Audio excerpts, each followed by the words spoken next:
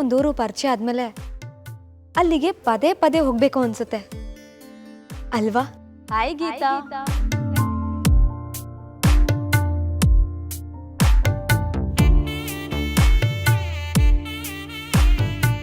ನಾನು ಎಲ್ಲಿಂದ ಬಂದೆ ಅಂತ ಯೋಚನೆ ಮಾಡ್ತಿದ್ಯಾ? ಇನ್ನೆಲ್ಲಿಂದ ಬರಕ್ ಸಾಧ್ಯ? ನಿನ್ ಒಳಗಡೆಯಿಂದ. ನೀನ್ ಹೀಗೆ ನಿದ್ದೆ ಕೆಟ್ಟು ಕೂತಾಗೆಲ್ಲ ವಿಲ ವಿಲ ಅಂತ ಒದ್ದಾಡೋದು ಯಾರು? ನಾನ್ ತಾನೆ. ಅದಕ್ಕೆ ವಿಚಾರಿಸ್ಕೊಳಕ್ ಬಂದೆ. ಏನ್ ವಿಷಯ?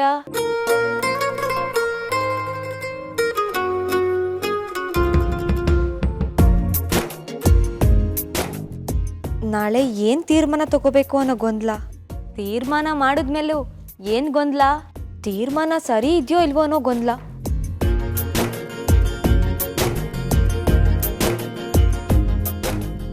ನ್ಯಾಯ ಹೆಚ್ಚ ಪ್ರೀತಿ ಹೆಚ್ಚ? ಪ್ರೀತಿ.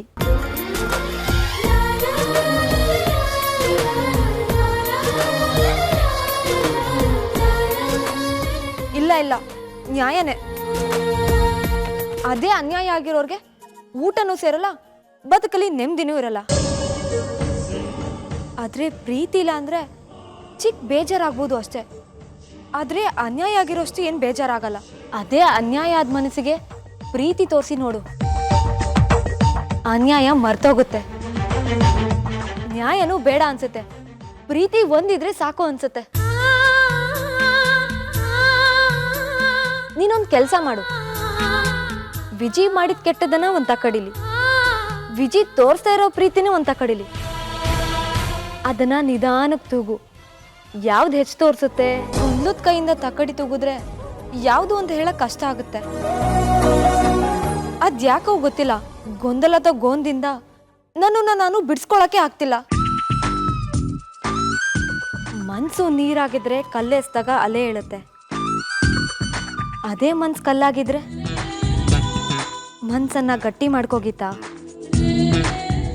ನಿರ್ಧಾರ ಯಾವತ್ತೂ ಎರಡು ತುದಿಗಳ ಮೇಲೆ ನಿಲ್ಲೋ ಸೇತುವೆ ಅಲ್ಲ.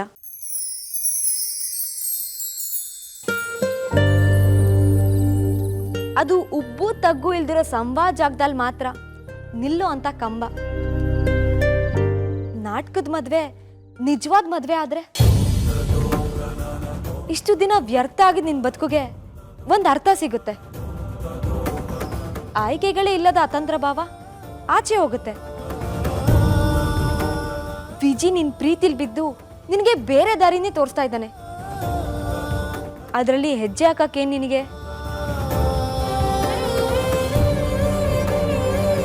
ಆಯ್ಕೆ ಇಲ್ಲ ಅಂತ ಯಾರು ಹೇಳಿದ್ದು? ಬಿದ್ದವ್ರನ್ನ ನಮ್ ಜೊತೆ ಎಬ್ಸ್ಕೊಂಡು ಕರ್ಕೊಂಡು ಹೋಗ್ಬೇಕು ಅಥವಾ ಬಿಟ್ಟು ಹೋಗ್ಬೇಕು ಅನ್ನೋ ಆಯ್ಕೆ ನಂದು. ಅದರಲ್ಲಿ ನಾನು ಯಾವ್ದನ್ನ ಆರಿಸ್ಕೊಳ್ತೀನಿ ಅನ್ನೋದು ನಾಳೆ ಗೊತ್ತಾಗುತ್ತೆ. ಹಾಗಾದ್ರೆ ಇವಳು ವಿಜಿನ ಒಪ್ಕೊಳ್ಳಲ್ವಾ? ವಿಜಿಗೆ ಇಷ್ಟ ಹತ್ರ ಆದ್ಮೇಲೂ ಅವನಿಂದ ದೂರ ಬರೋ ನಿರ್ಧಾರ ಮಾಡ್ತಿದ್ದಾಳಲ್ಲ. ಗೊಂದಲದಿಂದ ಆಚೆ ಬಾ ಅಂತ ಬುದ್ಧಿ ಹೇಳ್ತಿದ್ ಮನ್ಸಿಗೆ ಗೊಂದಲ ಮಾಡ್ಬಿಟ್ಲಲ್ಲ.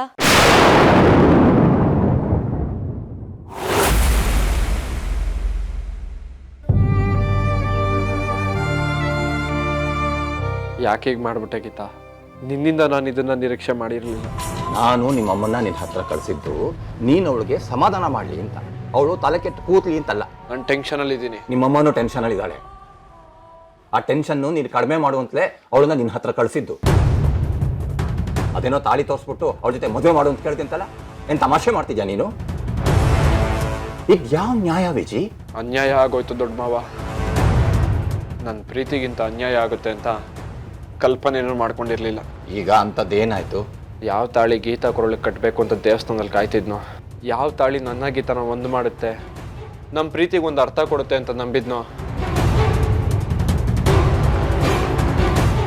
ಆ ತಾಳಿನ ಗೀತಾ ತಂದು ವಾಪಸ್ ಕೊಟ್ಬಿಟ್ಲು ಮಾವ. ಇದರ ಅರ್ಥ ನನ್ನ ಪ್ರೀತಿ ಅವಳಿಗೆ ಅರ್ಥ ಆಗಿಲ್ಲ ಅಂತ, ನಾನು ಬದಲಾಗಿದ್ದೀನಿ ಅನ್ನೋ ನಂಬಿಕೆ ಅವಳಿಗೆ ಬಂದಿಲ್ಲ ಅಂತ.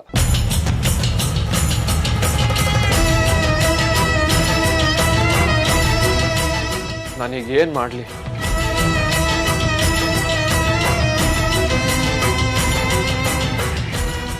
ಏನು ಮಾಡಬೇಕು ಅಂತಿದ್ಯೋ ಅದನ್ನು ಮಾಡೋದನ್ನು ಮರಿಬೇಡ ವಿಜಿ. ಹೆಣ್ಣಾಗಿ ಅವಳು ನಿನ್ನ ಪ್ರೀತಿಯ ಅಗ್ಗಿಸ್ಟಿಕೆಯಲ್ಲಿ ಕರಗಬೇಕು. ಎಷ್ಟೇ ದಿಟ್ಟ ಹೆಜ್ಜೆ ಇಟ್ಟವಳಾಗಿದ್ರೂ ಒಂದಲ್ಲ ಒಂದಿನ ಸೋತು ನಿನ್ನ ಎದೆಗೆ ವರ್ಗಬೇಕು. ನೀನು ಅನ್ನೋ ಆಧಾರ ಅವಳನ್ನು ಅಲುಗಾಡಿಸಿ ಅವಳು ಮರುಗಬೇಕು. ಅದು ಬಿಟ್ಟು ನಿನ್ನ ಪ್ರೀತಿನ ಧಿಕ್ಕರಿಸಿ ನಡೆದವಳ ಬಗ್ಗೆ ನೀನು ಯಾಕೆ ಸೋತು ಕೊರಗಬೇಕು?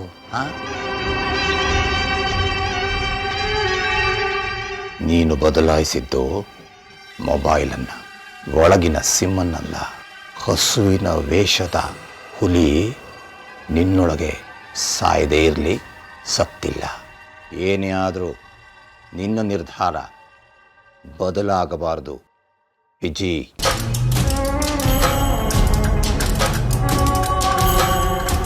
ಬೀದಿಯಿಂದ ಬಂದಿರೋ ಒಂದು ಯಕಶ್ಚಿತ್ ಹೆಣ್ಣು ನಿನ್ನ ಪ್ರಾಣಕ್ಕಿಂತ ಹೆಚ್ಚಾಗಿ ಪ್ರೀತಿಸೋ ನಿನ್ನ ತಾಯಿಯ ತಲೆ ಮೇಲೆ ಕೂತ್ಕೊಂಡು ಸವಾರಿ ಮಾಡ್ತಿದ್ರೆ ಅದನ್ನು ನೋಡ್ಕೊಂಡು ಸಹಿಸ್ಕೊತೇನೋ ನೀನು?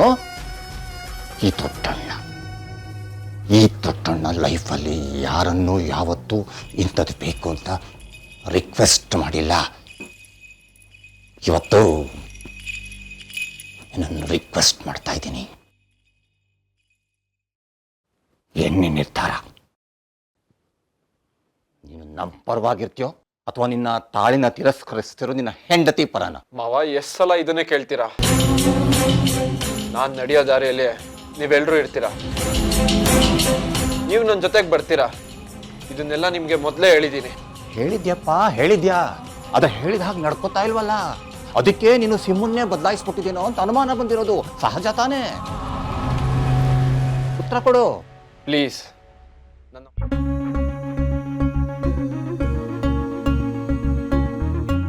ಮಾವ, ಕಾಫಿ. ಇದಕ್ಕೆ ಕಾಯ್ತದ ನಮ್ಮ ಗೀತಾ. ಕಾಫಿ ಮನಸ್ಸನ್ನ ಸರಿ ಮಾಡುತ್ತೋ ಇಲ್ವೋ, ಆದ್ರೆ ಕೆಟ್ಟಿರೋ ತಲೆ ಕೆಲಸ ಮಾಡೋವಾಗ ಮಾಡುತ್ತೆ. ಈಗಂಥದ್ದು ಏನಾಯ್ತು ಮಾವ? ನಿನ್ನೆ ಮೈ ಮೇಲೆ ಪ್ರಜ್ಞೆ ಇಲ್ಲದೆ ನಿದ್ದೆ ಮಾಡಿಬಿಟ್ಟೆ. ಕೆಲವರು ತಲೆ ಕೆಟ್ಟರೆ ನಿದ್ದೆ ಬರಲ್ಲ ಅಂತಾರೆ, ಆದರೆ ನಾನು ಹಾಗಲ್ಲ. ಜಾಸ್ತಿ ತಲೆ ಕೆಟ್ಟರೆ ತಲೆಯಲ್ಲಿರೋ ಫ್ಯೂಸ್ ಹೋಗಿ ಎಚ್ಚರ ಆಗ್ಬಿಡುತ್ತೆ. ಜೊತೆಗೆ ತಲೆ ಬೇರೆ ಸರಿಗಿರಲಿಲ್ಲ, ಏನೋ ಟೆನ್ಷನ್. ಹಾಂ, ಕಾರಣ ಏನು ಅಂತ ಮಾತ್ರ ಕೇಳಬೇಡ. ಸ್ವಲ್ಪ ಒತ್ತಡದಲ್ಲಿದೆ. ಕಲ್ಬಿದ್ದಿರೋ ಕೊಳನ ಅದ್ರ ಪಾಡಿಗೆ ಅದನ್ನ ಸ್ವಲ್ಪ ಹೊತ್ತು ಬಿಟ್ಬಿಡ್ಬೇಕು ಮಾವ, ತಾನಾಗೆ ತಿಳಿಯಾಗುತ್ತೆ. ಕಾಫಿ ತುಂಬಾ ಚೆನ್ನಾಗಿದೆ ಮಗೀತಾ. ಥ್ಯಾಂಕ್ಸ್ ಮಾವ. ಮಾವ, ಆಶೀರ್ವಾದ ಮಾಡಿ ಮಾವ. ಒಳ್ಳೇದಾಗ್ಲಿ.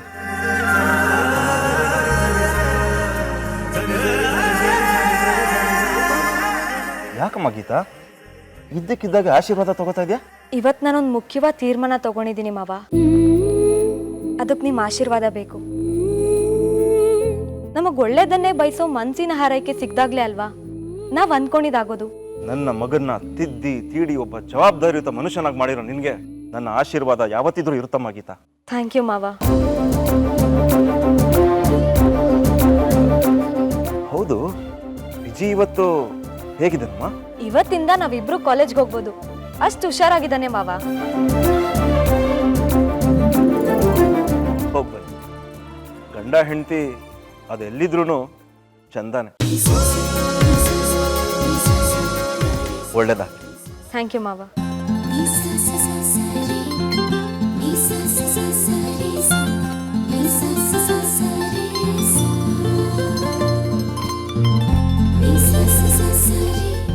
ಗಂಡ ಹೆಂಡತಿ ಅನ್ನೋ ಬಂಧಕ್ಕೆ ಇವತ್ತೊಂದು ಸರಿಯಾದ ಉತ್ತರನ ನಾನು ಕೊಡ್ಬೇಕು ಅಂತಿದ್ದೀನಿ ಮಾವ.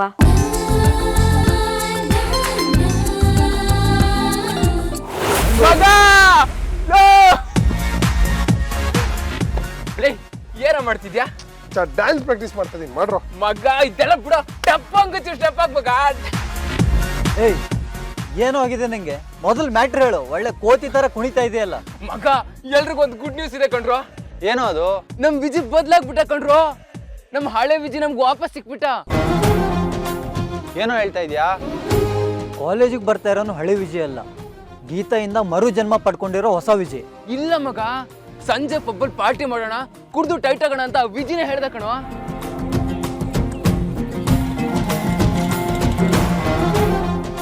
ಎಲ್ರು ಯಾಕ್ರೋ ಹೀಗ್ ನೋಡ್ತಾ ಇದ್ದೀರಾ? ನಾವು ನೀನು ಬರ್ತಡೇ ಗಿಫ್ಟ್ ಕೊಡ್ಲೇಬೇಕು ಕಣೋ.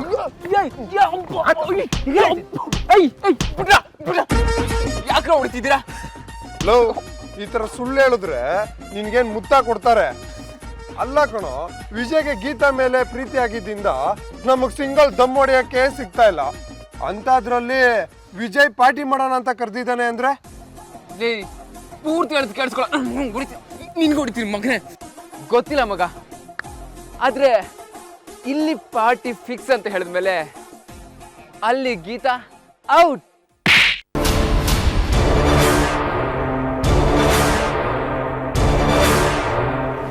ಯಾಕೋ ಹೊಡೆದೆ? ಒಂದು ನಿಜವಾದ ಪ್ರೀತಿ ಇಬ್ಬರಲ್ಲೂ ಹುಟ್ಟಿದೆ ಅಂದರೆ ಅದನ್ನು ಫ್ರೆಂಡ್ಸ್ಗಳಾದ ನಾವು ಕಾಪಾಡ್ಕೋಬೇಕು. ಅದನ್ನು ಬಿಟ್ಟು ಹಾಳು ಮಾಡಿ ಲಾಭ ಪಡಿಬಾರ್ದು.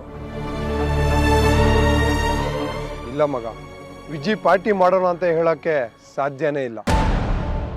ಹಾಗೆ ಹೇಳಿದಾನೆ ಅಂದ್ರೆ ಅವನ ಪ್ರೀತಿನ ಗೀತಾ ರಿಜೆಕ್ಟ್ ಮಾಡಿದಾಳ. ಹಾ, ಹಾಗಿದ್ರೆ ಅವನು ಆ ಬೇಜಾರಿಗೆ ಎಣ್ಣೆ ಹೊಡೆಯೋಣ ಅಂದಿರ್ತಾನೆ. ಲೋ, ಬೋರ್ವೆಲ್ ಹೊಡೆದ್ರೇನೆ ನೀರು ತಟ್ಟಂತ ಬರಲ್ಲ, ಇನ್ನು ಪ್ರೀತಿ ತಟ್ಟಂತ ಬರುತ್ತೇನೋ. ಗೀತಾ ಮನಸ್ಸಲ್ಲಿ ಪ್ರೀತಿ ಹುಟ್ಟೋವರೆಗೂ ವಿಜಯ್ ವೇಟ್ ಮಾಡಬೇಕು. ಹೌದು ಕಣೋ, ನಾನು ಗಮನಿಸಿದೆ. ವಿಜಯ್ ಮೇಲೆ ಗೀತಾಗೂ ಪ್ರೀತಿ ಇದೆ, ಆದ್ರೆ ಅವಳು ತೋರ್ಸ್ಕೊಂತಲ್ಲ ಅಷ್ಟೇ. ಅವಳು ಹೇಳೋ ತನಕ ವಿಜಯ್ ಕಾಯ್ಬೇಕಷ್ಟೆ. ಬರ್ಲಿ, ನಾನೇ ಬುದ್ಧಿ ಹೇಳ್ತೀನಿ.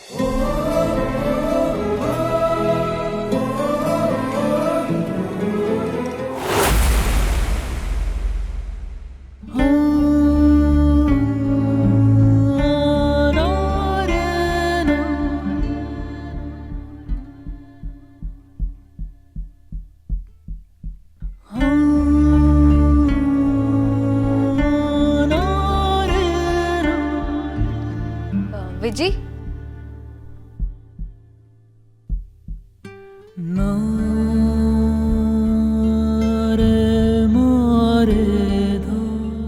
ಇವತ್ತಿಂದ ಕಾಲೇಜ್ಗೆ ಹೋಗ್ಬೇಕು. ಬಾ. ನೆನ್ನೆ ನೀನು ಮಾಡಿದ್ದು ಸರಿ ಅಲ್ಲ ಗೀತಾ.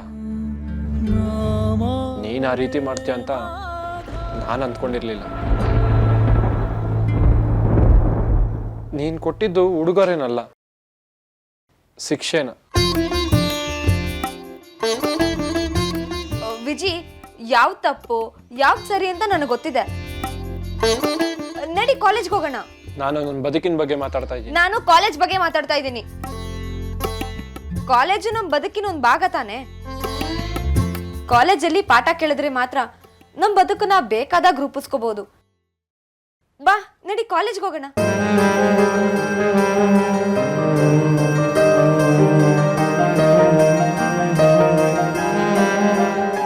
ಯಾಕೆ ಗೀತಾ ಇಷ್ಟೊಂದು ಕಠೋರವಾಗಿ ನಡ್ಕೊಂತಿದ್ಯಾ? ಅಂದ್ರೆ ನೀನ್ ನನ್ನ ಪ್ರೀತಿಸೇ ಇಲ್ವಾ? ನಿನ್ ಮನ್ಸಿಗೆ ನಾನು ಇಡಿಸ್ಲೇ ಇಲ್ವಾ ಗೀತಾ?